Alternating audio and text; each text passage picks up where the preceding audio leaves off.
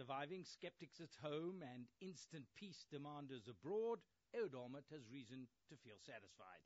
You could even say smugly satisfied. Any meeting at the White House is an important event for an Israeli Prime Minister, but none more so than the first. And Tuesday evenings was the first for Ehud Olmert, the newly installed Prime Minister. A moment for him to win the confidence of the President and to convince him, I'm a man with whom you can do business. Two issues were prominent on the Olmert agenda for his inaugural Prime Minister-President tete-a-tete in his bid to get on an even keel with the Bush administration. Iran's drive for nuclear capability is searing deep into Israeli consciousness, backed as it is not merely by the consistent denials of the Holocaust voiced by the Iranian president and his remarks about Israel needing to be made to disappear. Olmert wanted not only to hear that the United States is indeed solidly committed to its pledge not to allow Iran to proceed perilously down that nuclear path, but that Israel need not to be at the forefront of such an international campaign. Olmert heard just that. We are committed to protecting Israel, but take a back seat, was the Washington message. Considerable comfort for Ehud Olmert. But winning over the administration on the second issue on his agenda was more complex.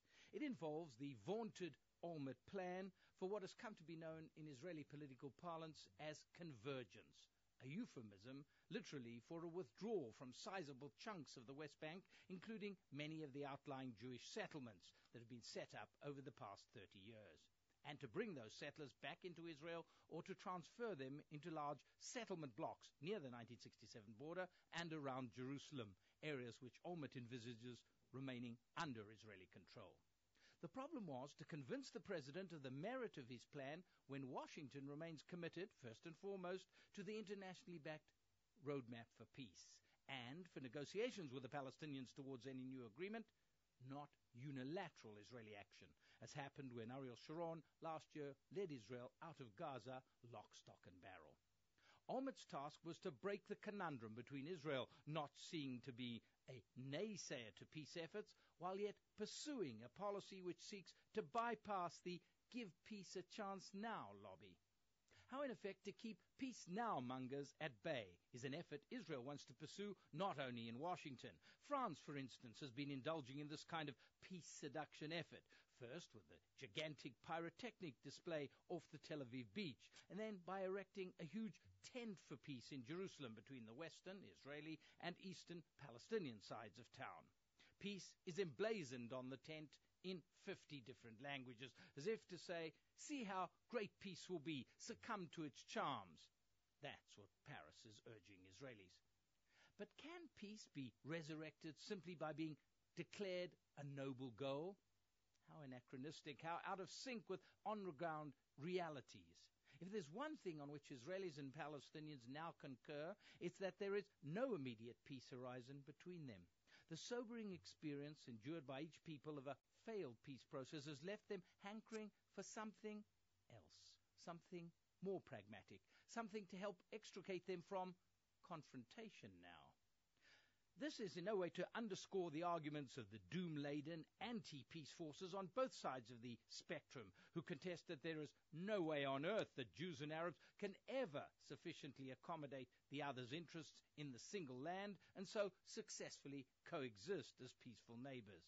It is simply to accept the reality of the mindset of the great majority of people on both sides, Israeli and Palestinian. Bold ideas is how George Bush called the Olmert plan, though he insisted that the final borders, for that read the full amount that Israel will need to withdraw in the West Bank, could only be permanently set through full-scale peace negotiations between Israel and the Palestinians. Fine, said Olmert, we shall indeed try to talk to President Abbas, but we cannot wait indefinitely for the Palestinians to change.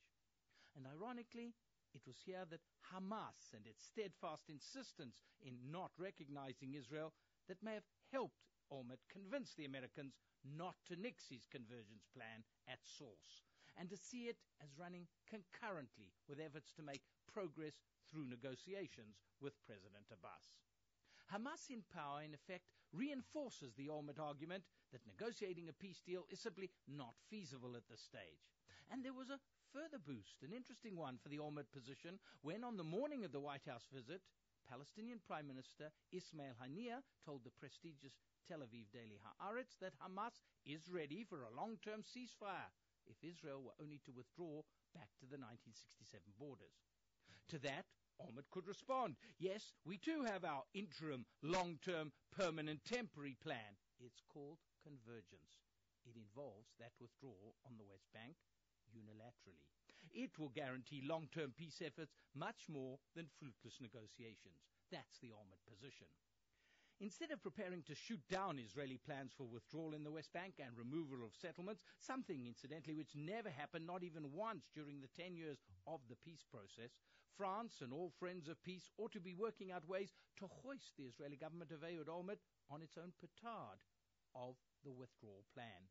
It's an opportunity for Europe and the United States to begin lining up again together to try to make sure that when Israel does carry out a West Bank withdrawal, it's as extensive as possible and as close as possible to the goals set in futile peacemaking endeavors, that is, to end the 4 decades of Israeli occupation.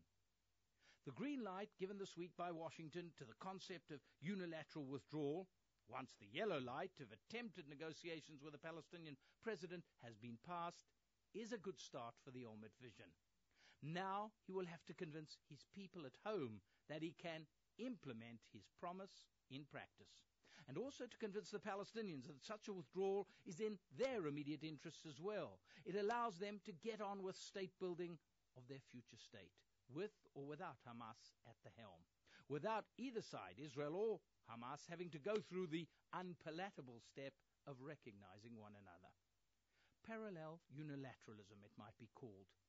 Is that not the future for peace? Not now, but peace one day between Israelis and Palestinians.